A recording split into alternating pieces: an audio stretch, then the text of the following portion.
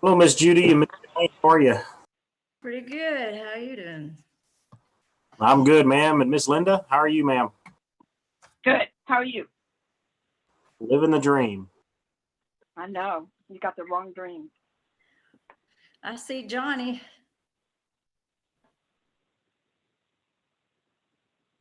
Now, You had us muted, didn't you? You were muted for a minute. it's taken some getting used to. I know. How are you doing? Finding yourself? So far, so good. How those granddaughters enjoying being out of school, away from school? Well, if they weren't driving me crazy, they'd probably be doing all right. I keep telling them, don't come over, don't come near me.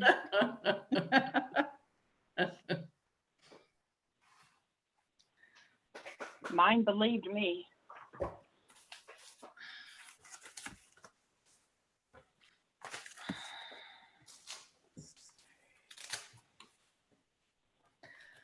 Craig, from now on, I want you to stay away from me. Yes, ma'am. I will do my best. That Fortunately, it was was- a big scare. You're telling me. Yes, ma'am. Yes, ma'am. I was like, he was only here 5 minutes at the most. Yes, ma'am. Mr. Gunderson, can you hear us okay? Yeah, I can hear you. I'm pulling something else up. Okay, perfect. We are live on the website and we are recording.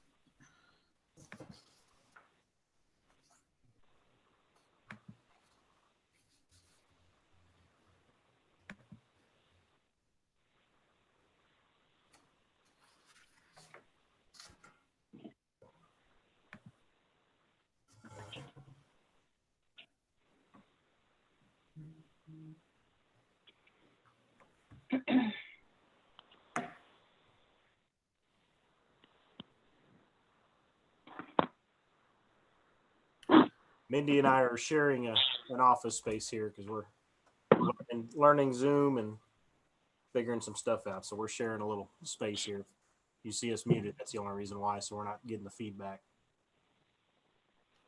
So Can Mindy's in somebody there. tell me what time Mindy sent the agenda? I'm trying to find it in my emails. I'm not used to this.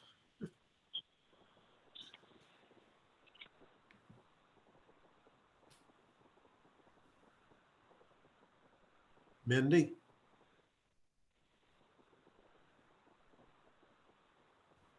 I'm looking it up right now for you, sir.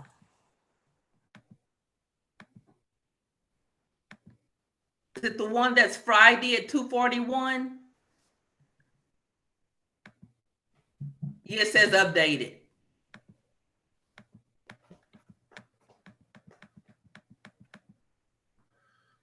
Yeah, not having Outlook is a pain. Yes, it is.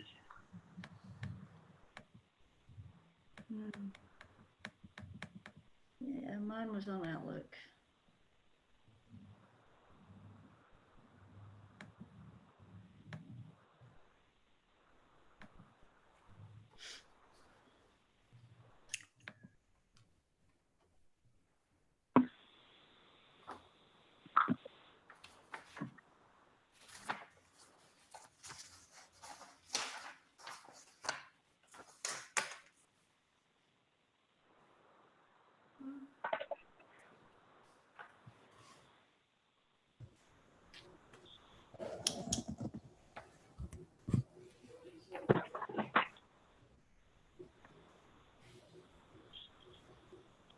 Okay, I got it.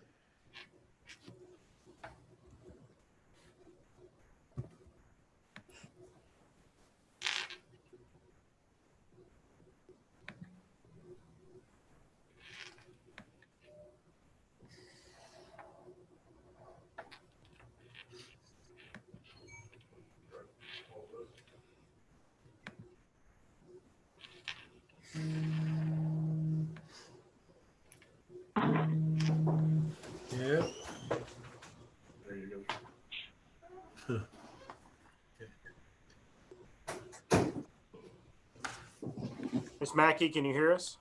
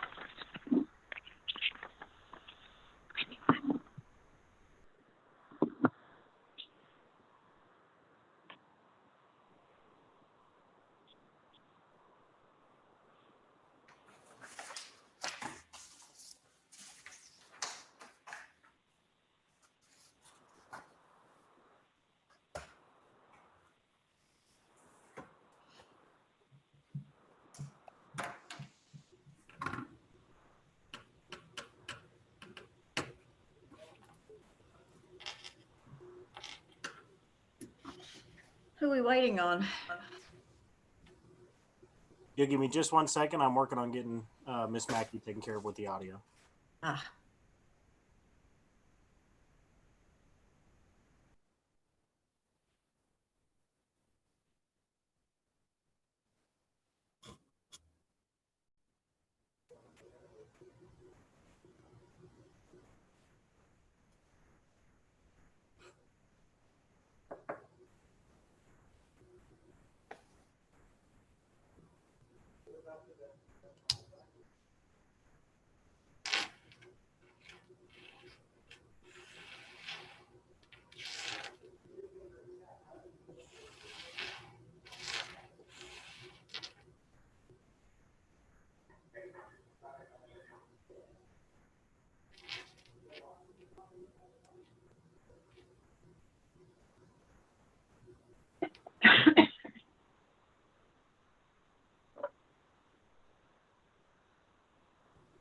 Oh, thank you. You're welcome. Bye. There she is. Oh, I've been having technical difficulties. Okay, we have a small kitty cat who wanders the halls meowing, and she's doing that right now. She's not in I pain. hear that. Yes. She'll shut up in a little bit. No, it won't hurt nothing. How are you today? good. How are you? Good. How are you? I'm just peachy. Sounds like a little baby crying. Yeah, she's about, I think she's 3. And so she's full grown. Aw. She's like a miniature cat. She's a rescue. A car had hit her or something when we got her. And so she's tiny, petite, can't see, can't hear, can't taste. Aw. She gets Aw. around very, she looks like Frankenstein walking. But she's part of the family now, so. Hey, Mayor, Yes. we are good to go when you are. Okay, let's go ahead and start. We're just waiting on Kelly Dennison, so I'll call the meeting to order. Let me read this real quick. Let's see. Some members of the city council may participate via telephone or video conference. A quorum may or may not be physically possible due to the city council or present in the city council chambers. Texas Government Code 551.127A-2. Citizens wishing to make comments should email mparks@evermantx.net, mparks@evermantx.net. Citizens' comments received prior to the meeting adjourned will be read to the council. That's a little awkward. I don't need to read the other part, do I, Mindy? To view the meeting? No, sir. Okay. All right, well, let's drop down to consent agenda. The reading of the minutes, those will be approved at a later date. Have financial report, April 2020. And that's it. So what we got on? Why, Mayor, why will they be approved at a later date? I would assume they're not done. Correct, Mindy? Well, they haven't been done for a while, have they? I'm You sorry. gotta remember, Mindy just got back to work, so the minutes aren't completed yet? They will all be on the next meeting for approval, every single one. Okay, thank you, Mindy. Yes, ma'am. All right, so, we'll go into financial for April 2020.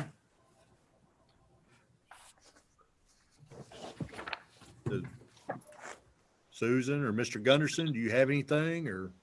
I don't know if Susan wants to read her financial update, but we did want to discuss library fees as a matter that was brought up this week. Yeah, we're gonna save that for executive session, Right. being a kind of a sensitive nature, so. But will we talk wanted about to that bring it up in executive this meeting so that we could defer to executive session on the issue. Okay. Let's see. Does everybody have Okay. all their financials? Yes. No. Okay. Johnny? Linda, okay. Yes. Does anybody have anything on financials? Yes, I do. I noticed that, first of all, do we have a maintenance budget? For, What type of maintenance?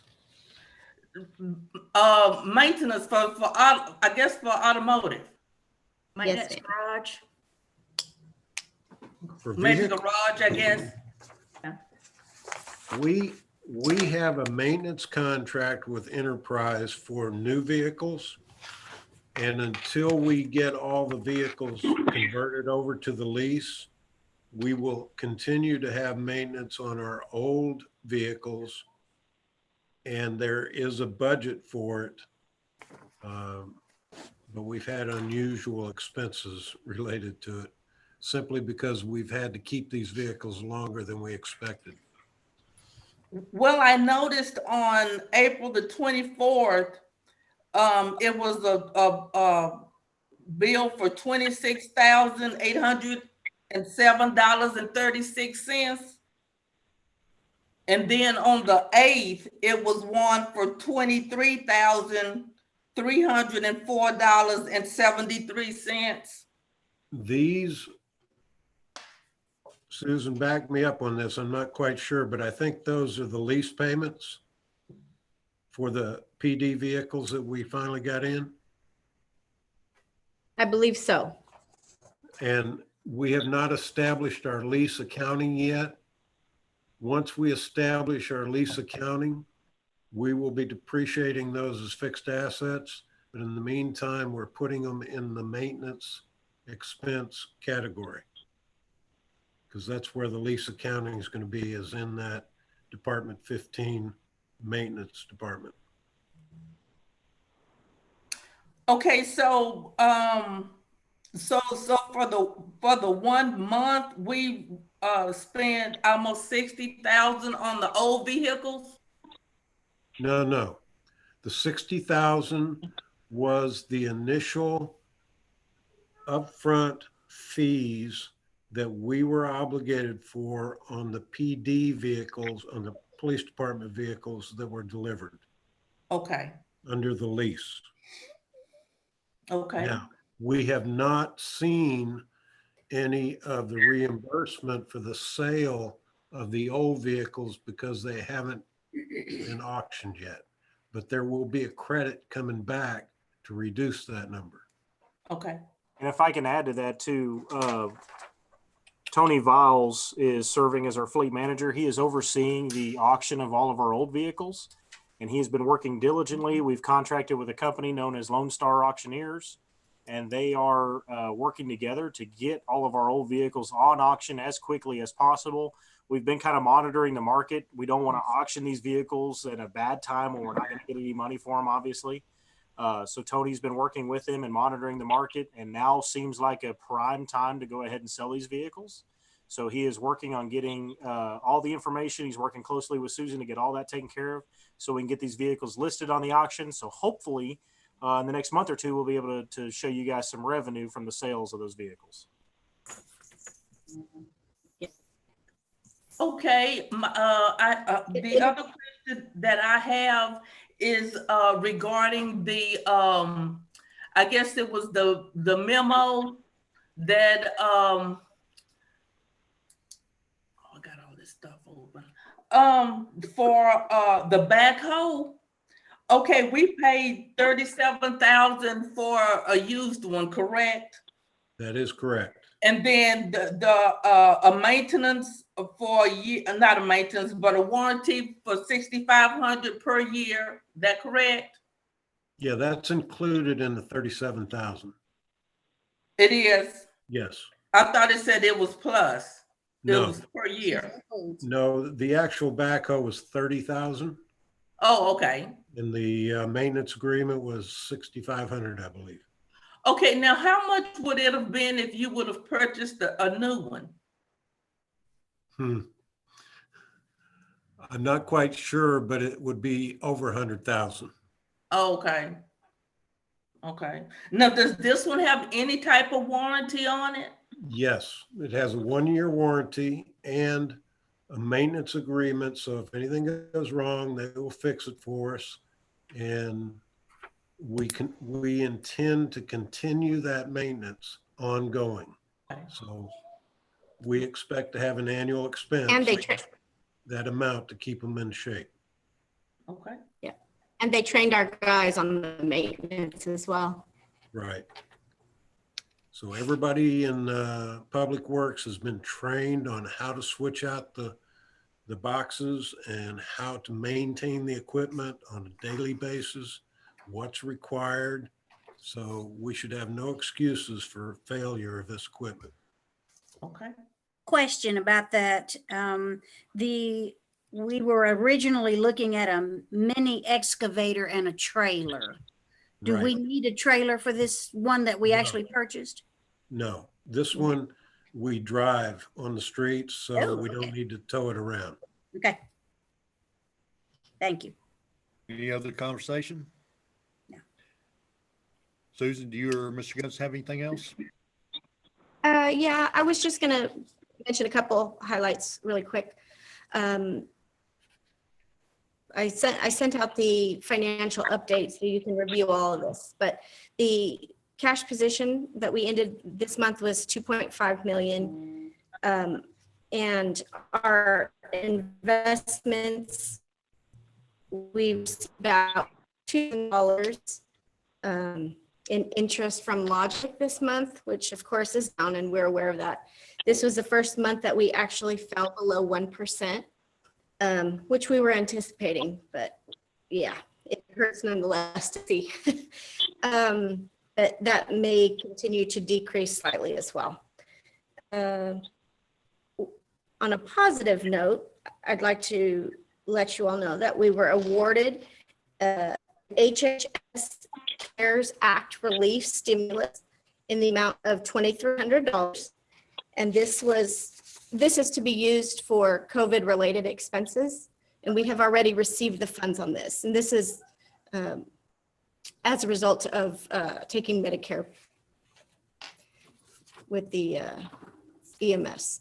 So, but we continue to research other grant opportunities to help offset the revenue losses that we will have as a result of the pandemic. So Now, I know how this much is was gonna- that for the COVID? What was the dollar amount again? that was $2,300. Okay. I didn't hear it either. Thank you. Every little bit helps. I We know were that, breaking up, so. the TML refund that we're getting is in May, but you might want to tell council that TML has awarded us over $4,000 in refunds of membership fees. Yeah. They're doing it throughout their entire organization, and our share was over $4,000, and that was a nice little surprise. Wow, that's nice.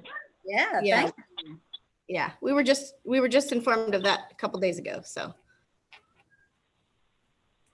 Yep, we will take it. really. We don't have anything else. I'll entertain a motion. I'm That's making all I- a motion to approve the financial report for April 2020. Second. That was Motion Maggie. made and seconded. Any further discussion? Would you poll the council? Place 1, Aye. place 3, Aye. 4, Aye. place 5, Aye. place 6, Aye. Mayor, Aye. motion carried. Next item's discussion items. Item 1 is update on COVID-19. Craig Spencer. Just wanted to give you guys a couple more updates. Nothing too dramatic, but we are up to 10 confirmed cases that have happened within Everman. If you look at those reports, you'll notice that a lot of times it indicates 10 confirmed cases, and then you look at recovered, and right now you're only seeing the number 1. And I wanted to clarify that for you. There is not a reporting requirement currently on behalf of the state or the Department of State Health Services where when individuals recover from having coronavirus, they have to report that to Tarrant County Public Health. So those numbers are not accurate at all, the recovered numbers. I've been asked that a couple of times. How come we've been at this high number for so long, but we're not seeing much of a recovery? It's simply because there's not a requirement for them to report that recovery to public health. So those numbers will never match up identical. Those numbers are only going to populate what is actually reported to Tarrant County Public Health. We have been told by Tarrant County Public Health that after 2 weeks of being notified, they should be considered clear, and it should no longer be listed in our system as a concern. So we are treating it as such. Remember, these numbers began late March. The stint of the numbers, we've gotten 7 cases within the past 2 weeks, and those 7 are the ones that are concerning. The previous 3 before should not be of any concern at all right now. So I just don't want anyone to confuse the confirmed number of cases as active cases. That's not the case. That's the total number of confirmed cases we've had since the start of the declaration. And the recovery numbers will never match up to the confirmed number as well. I will tell you, we have not been informed of any hospitalizations, any disability, any major consequences as a result of coronavirus affecting any of our residents or citizens. And it appears that the information we've been given is that all of the cases in Everman are considered minor and are being treated at home. So all of that is a good sign. We are still monitoring some grant opportunities. We got some not so great news from FEMA as far as the reimbursement. We're still eligible for reimbursement of up to 75% of our expenses. However, they've made changes to how they're going to compensate for personnel, and we're trying to figure out how we can adjust for that right now. But I don't anticipate we're going to be reimbursed much. If anything, for personnel hours, it will mainly be for expenses related to COVID response and things like the drive-through, all the personal protective equipment we've had to purchase, the gloves, the mask, any changes that we've had to make, the devices you're utilizing right now to attend this meeting, specifically related to COVID, qualify as an expense. So we're going to apply for reimbursement for up to 75% of all that. Susan and Jennifer have done a phenomenal job of making sure that we're tracking those expenses as well. And all the directors are well aware to make sure that they mark those as expenses related to this. Other than that, I just kind of want to open it up and answer any questions I can about the coronavirus. No, I don't have it. I got a negative, so that's Chief, I did want to add one thing to that. You had recommended that we not open the library because of our low occurrence of cases. I gave Obed the okay to open up to the public, limiting access to 4 people at a time. and to make sure that the workers are protected. I think he's contacted you to get some gloves and masks for the employees. Well, how many people are going to be allowed in there? 4 people will be allowed in at a time. 4. Is there any way that he can notify the public to let them be aware of restrictions and everything versus, a lot of people coming up there to be turned away? He's already put signs on the door. I haven't asked him to put it on the electronic sign yet, but I will probably do that. We do need Is to it keep- even worth opening the library at all for only 4 people at a time? Well, there are people that need to get in and have access to the services of the library, and we don't want to completely close it when we don't have a serious risk. And it keeps our employees active as well. So what do we consider a serious risk when it gets how many? Well, I mean, we have not in this city had a single serious case of coronavirus. And considering even 10 out of 6,000 people is a very, very low occurrence. I want to err on the side of getting back to work. And if there's not a serious risk, then I believe we should open up everything we can. Agree. Do we have proper protocols in place as far as sterilizing or cleaning the computers and all this stuff when people are walking in the building? Yeah, in fact, all last week when they were in and we were closed at the library, they were instructed to make sure that everything was sterilized, cleaned, and prepared for opening this week. As you recall, 2 weeks ago, I announced the plan that we would open the city back up on the 11th if we didn't have any serious events. And we have not had. Oh, sorry. Is it possible to provide gloves? That is going to get, are you talking about providing gloves to employees or providing them to the public? Well, to the public, unless you're going to be wiping down every time someone uses a computer or something. That will get, it will get costly, and there is not any program out there available for upfront assistance on cost. We have already expended quite a bit of money in PPE. We do have concerns about going over budget in that area this year, specifically because of COVID-19. Our hope is that we can offset that with the FEMA assistance. But we've had to spend quite a bit of money between things like gloves, masks, eye protection and stuff for our staff as is. I would be concerned that if we offered something like that to the public, it would pretty quickly get abused and uncontrollable or unmanageable. Well, could we possibly ask them to provide their own? Well, we're not doing that at City Hall, and we're open up at City Hall, and there are people coming and going all day long at City Hall. So I don't think the library is going to be any different. Yeah, but you got to realize too that, these people are going to be touching not only computers, but they're going to be touching books. You don't know how many books are going to be touched by everybody. And, it's just going to be everywhere. You never know.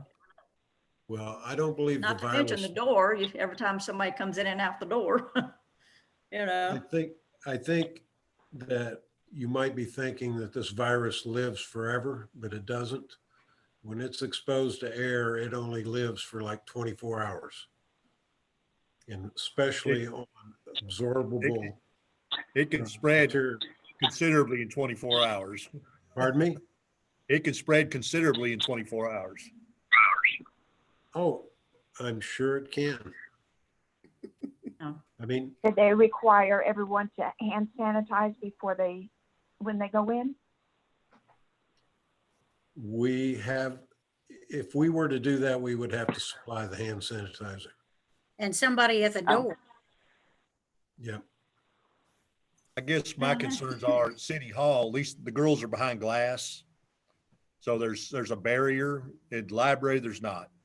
Well, I talked to Obed about that, and I suggested to him that he get a glass screen for his counter. So I don't he's know. I looking don't think into it's that. going to be worth it to open that library right now myself. But Well- that's just my opinion.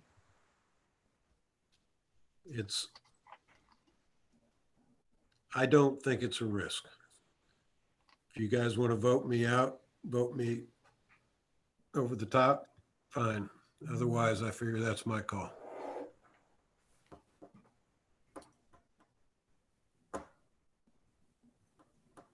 I say if we just take the precautions necessary, that it would be fine. Yeah, we've got to start opening up some things somewhere. Right. So just have hand sanitizer on the counter, and when people come in 4 at a time, just make sure someone says, please be careful what you touch, etc. It's all you can do. Are we gonna limit their time on the computers? If you can only have 4 people in at a time? You would I have. haven't discussed that with Obed in detail. I told him to take precautions to protect the employees and protect the citizens. And if you think someone is abusing their visit, then feel free to ask them to leave. Okay. Okay. Maybe plan B would be have him set an hours limit if it looks like people are going to try to abuse that. With only 4 people in there at a time, that's not very much computer time if you're waiting for somebody. That's true. I told him I would leave it for his management. Cool. Any other discussion on that? Yeah. Craig, do you have anything Nope. else? No, sir. Just to address any questions that somebody might have about coronavirus. When is the library supposed to reopen? It opened yesterday, Oh, did it? Oh, okay. but there, obviously that was not a work, Monday's not a work day. So they Right. really opened today. Right.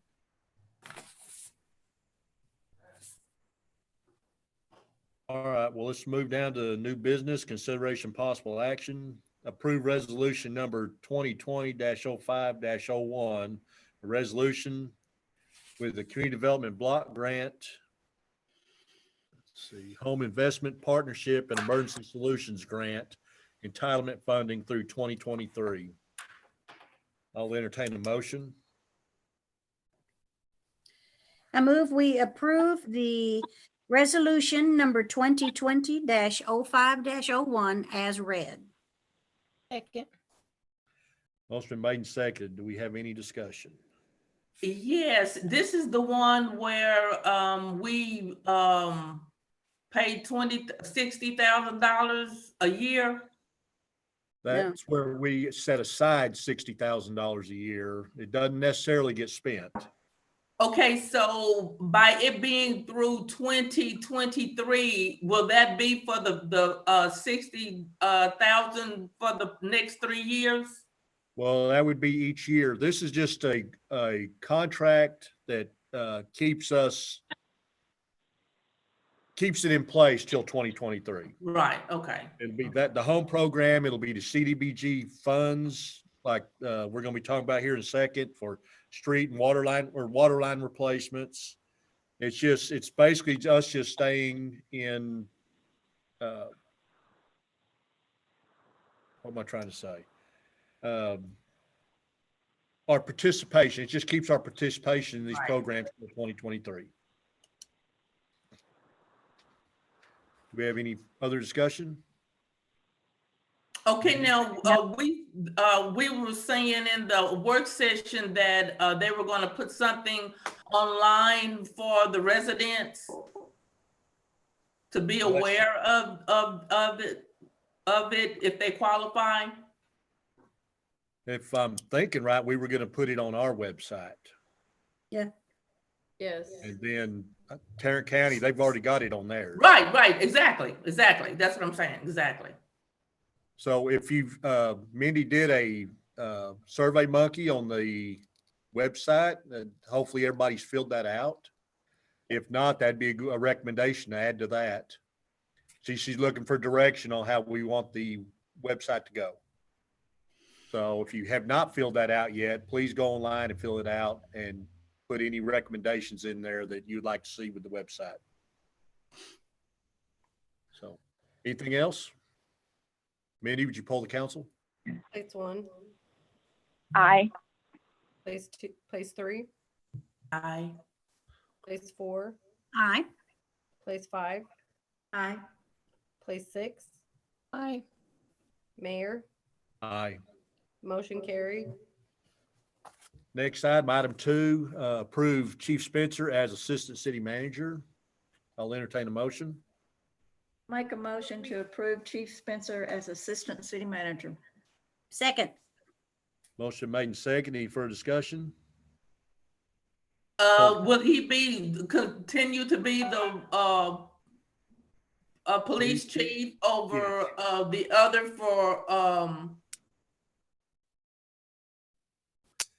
Yes. He's still our in fact- police chief, but he will be considered Assistant City Manager to help Gunderson with some of the stuff that he may be more knowledgeable in. And it's also a stepping stone for where we're trying to get when Mr. Gunderson steps down.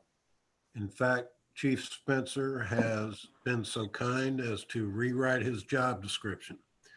That includes the duties and services of as Assistant City Manager on top of his current roles. So his job description right now is Assistant City Manager and Director of Public Safety and Emergency Services. So he has a job description in place that includes the Assistant Manager title or Assistant City Manager title. Do we have any other discussion on that? Mindy, would you poll the council? Place 1, Aye. place 3, aye? place 4, Aye. place 5, Aye. place 6, Aye. Mayor, Aye. motion carried. Item 3, approve a set expenditure amount for repairs to engine 19. In the motion, we will need the dollar amount. And Craig, do you have those amounts? There's 2 different amounts, and the reason why it's worded this way, Mayor, is to have council select how much you would like to spend.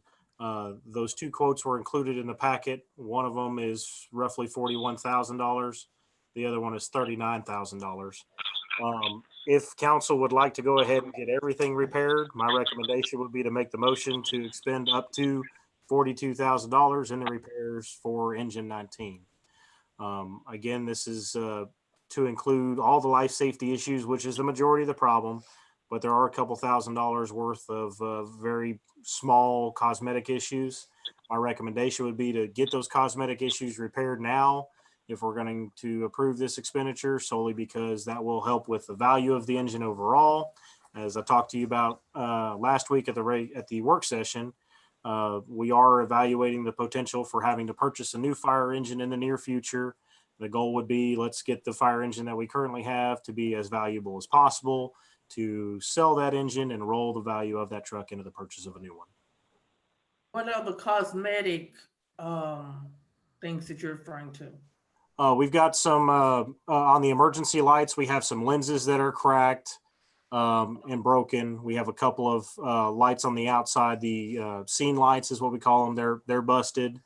A couple of labels are missing off the pump panel. Not anything that would pose a life safety issue to the firefighters themselves, but certainly things that would dock us as far as the value of that truck. Okay. Correct me if I'm wrong, Chief, but isn't the difference between these 2 quotes the things that are required in order for it to pass inspection versus the things that are required to make it more saleable? Yes, not just pass inspection, but to be quite honest, Metro has said they're not even going to give us the truck back unless we get some of this stuff fixed because it's just too dangerous. Yeah. So the 39,000 is for the things necessary for this engine to be in operation. The 41,000 gets it back to Pretty. as good a shape as it can be in. Well, now, with scene lights and the lens covers, I would be worried about water and stuff getting there, maybe creating additional damage. Electrical issues. So that's stuff that we need to consider. My recommendation is going to be to do the 42,000. We want to make sure we've got a operational fire engine. So, Yep. So, let me go and entertain a motion on this, and then if we got any further discussion. I move we approve up to $42,000 for repairs for engine 19. Second. Motion's been made, second. Do we have any further discussion? Mindy, would you poll the council? Place 1, Aye. place 3, Aye. place 4, Aye. place 5, Aye. place 6, Aye. Mayor, Aye. motion carried. Item 4, approved project consisting of replacing existing 6-inch water line with approximately 765 linear foot of new 6-inch PVC water line, gate valves, and fire hydrants. Water line will be installed on north side of Corey Road, approximately 6 inches off back curb between Christopher Drive and Russell Road. Also, approximately 400 linear foot of existing 6-inch water line will be replaced with 8-inch PVC water line in Kelly Drive, starting at Christopher Drive going east. I'll entertain a motion. Mayor, move- can I interrupt? I'm sorry, sir. I think we may have accidentally made a mistake on this. You probably have to have the public hearing for citizen comments on the CDBG grant held prior to approving item number 4 on new business. Okay. Yeah, We'll we move that one. We'll move that down below the public hearing, then we'll readdress it. We need to defer that vote to the end of the meeting so that we can get any citizen comments that might be phoned in or emailed. Okay. So let's move down to item 7, unfinished business. Do we have anything? Craig, Mr. Gunderson? No, sir. Nope. All right, go down to mayor's report. The only thing I have is Jennifer. Let me find it. Because we are doing all this stuff on video cameras and stuff, there's some training that all city employees and elected officials must take. And she's going to get a link to me, and I will send it out to all the councilmen, or Mindy will do it. And everybody needs to go through this class. It is a requirement, but it's a cybersecurity training video course. So as soon as we have that, we'll get it out to everybody, and everybody needs to jump on that and get it done. So just And so that we will stay be- compliant. And that will be a TML class that you do online. Do we need to send a certificate to someone? When you complete it, you will have to print the completion certificate and provide it to Jennifer. Okay, paper copy or electronic? Either way. Okay. Whatever is convenient. Okay. Okay, next, setting alternate meeting dates. We do not have any. Citizens' comments. Mindy, do you have any citizens' comments? Not for the public hearing, just citizens' comments. We're checking right now. No, there's no comments right now. Okay. Okay, so we'll drop down to number 11, public hearing to hear citizens' comments on CDBG grant. Do we have anything on that? Nope. Mayor, if you want to declare it open, and let's wait 20 seconds because we've got a 20-second delay between what we're saying and what's actually broadcasted onto the website. Okay. And So, after 20 or 30 seconds, if we don't get any phone calls or emails, I would think you could safely consider it closed. okay, so I'll open the public hearing for the CDBG grant. I'd like to ask the question, make a comment. Going forward, when we have public hearings, could it possibly be posted on the electronic sign? Yeah, we can. Sure. That's a good idea. So Mindy, when we set up a public hearing, contact Obed and have him put it on that library sign. Sure will.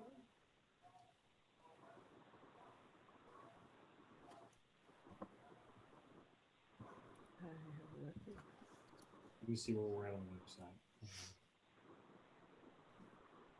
That long enough, Craig?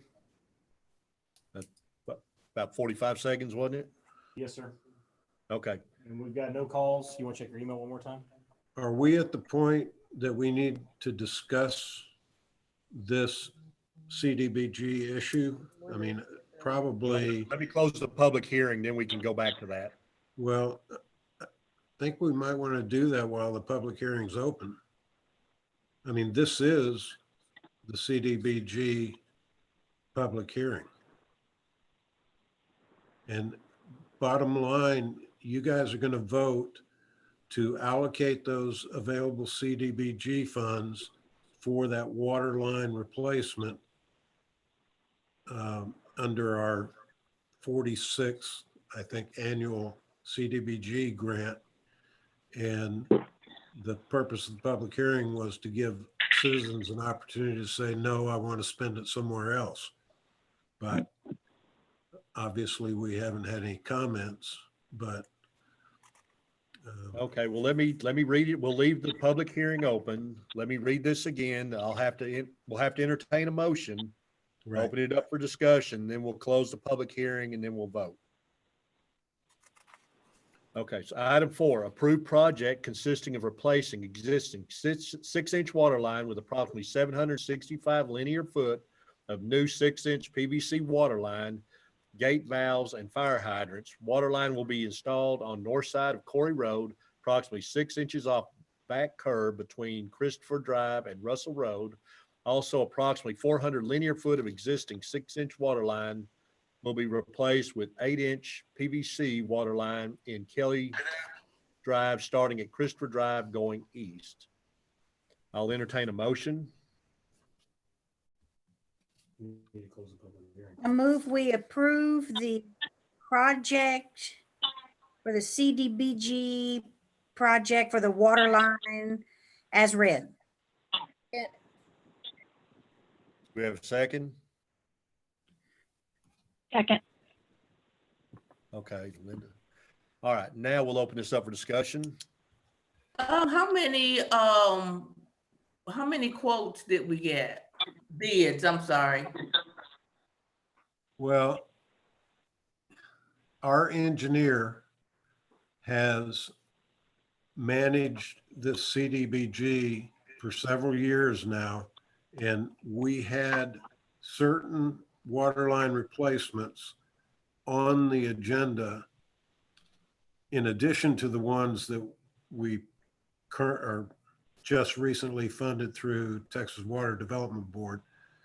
And this, in his opinion, was the best use of our CDBG funds that were available for our infrastructure repairs, because these water lines are notorious for water main breaks. They were targeted long before we identified the lines for the Texas Water Development Board project. Okay. So, and bottom line, CDBG is going to pay about $200,000 in grant money to us to do this work. And Right. it's going to cost us a couple $1,000s. Sounds good. So it's not costing us much to get those repairs to those water lines. And this is the best use for those funds, especially considering that we're trying to get all our water lines updated. Now, these two streets that were chosen, were they the worst ones, or were they on a list or something? Yeah, they were identified by Greg Saunders several years ago Yes. as the most urgent need. And when we did the Texas Water Development Board Mhm. project, we went and looked for the next most serious Right, okay. water lines that were aged and subject to frequent main breaks. So Okay. we're slowly but surely replacing the water lines to the point where we hope we can eliminate these wintertime water main breaks. Okay. I've got a question before we move on. What's the difference in the CDBG money between number 1 and number 4 on the agenda? Well, that's two different things. It's money I coming. understand, but it's got CDBG on both of them. And I'm a little It's community development block grant, and it's money that comes through HUD on the houses. and we match it. Well, we do a percentage. Okay, so why is CDBG involved in this? I'm confused on that. But it all comes through the Tarrant County, the CDBG funding, and that's community development. Tarrant County is its own division. Mhm. And they handle all this. They the street repairs that we get every other year, the dollar amounts. I've sat on that committee several times for the ranking committee, and the other one's the home program and stuff. That's money that comes through HUD. I'm not sure. I don't think it all comes through HUD. I think the housing part does come through HUD. I'm not sure on the water line replacement. But So CDBG is the big umbrella, and there's Yeah. housing and then water lines and other things. Yes. correct. Okay. Thank you. There's a lot of things that fits under that umbrella.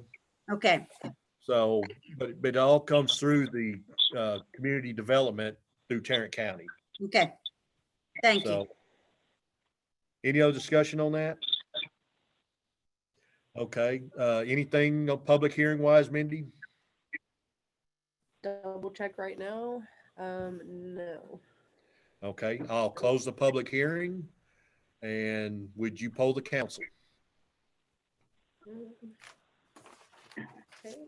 Place 1, Aye. place 3,